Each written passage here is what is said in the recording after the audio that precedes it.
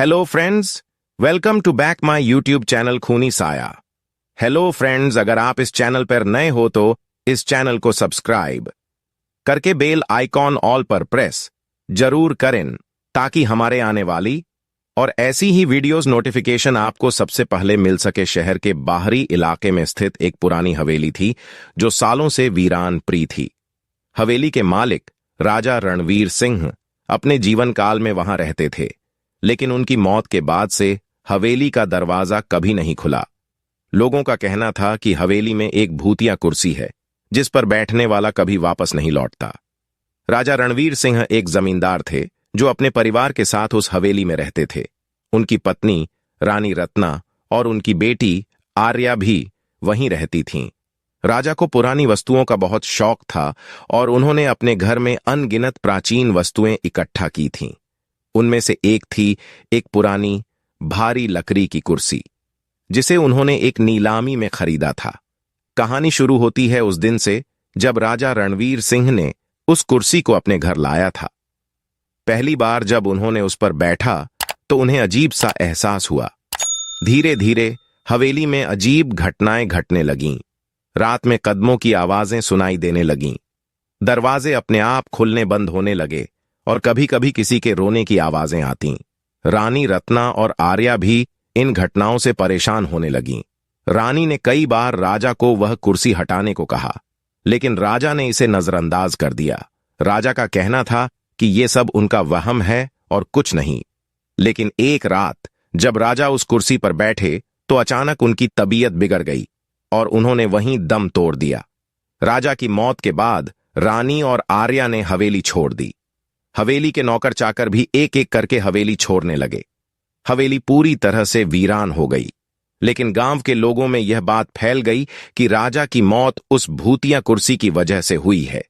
लोग हवेली के पास जाने से भी कतराने लगे। कुछ सालों बाद एक युवा पत्रकार अमित ने इस भूतिया कुर्सी की कहानी सुनी। अमित को ऐसी कहानियों में बहुत दिलचस्पी थी और उसने इस पर एक लेख लिखने का फैसला किया। वह अपने दोस्त सारा के साथ उस हवेली में जाने का निश्चय करता है। दोनों ने तय किया कि वे रात को हवेली में रुकेंगे और उस भूतिया कुर्सी की सच्चाई का पता लगाएंगे। अमित और सारा एक रात हवेली पहुंचे।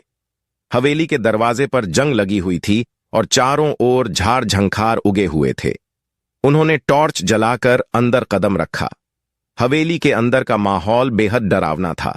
दीवारों पर मकड़ी के जाले लगे थे और हर कोने से अजीब आवाजें आ रही थीं। धीरे धीरे हवेली के अंदर ब्रे और आखिरकार उस कमरे में पहुंचे जहां वह भूतिया कुर्सी रखी थी।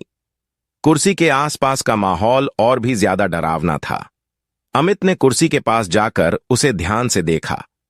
अचानक कमरे की लाइट्स जल बुझने लगीं और उन्हें किसी के चलने की आवाजें सुनाई देने लगीं। अमित ने हिम्मत जुटाकर कुर्सी पर बैठने का निश्चय किया। जैसे ही वह कुर्सी पर बैठा, कमरे का माहौल और भी भारी हो गया। सारा ने देखा कि अमित का चेहरा सफेद पड़ गया है और उसकी आंखें खुली की खुली रह गईं।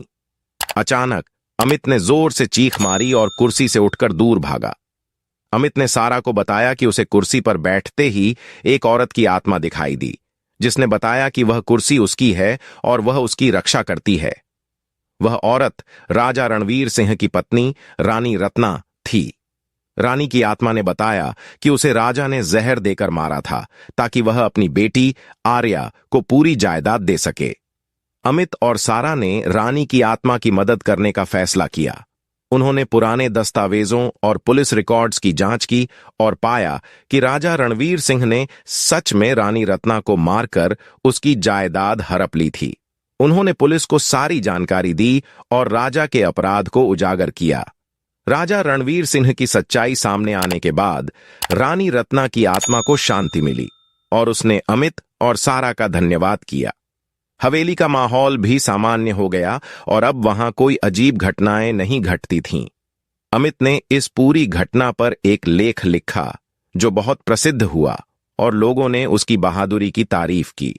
इस कहानी से हमें यह सीख मिलती है कि सच्चाई और न्याय की राह में कभी हार नहीं माननी चाहिए।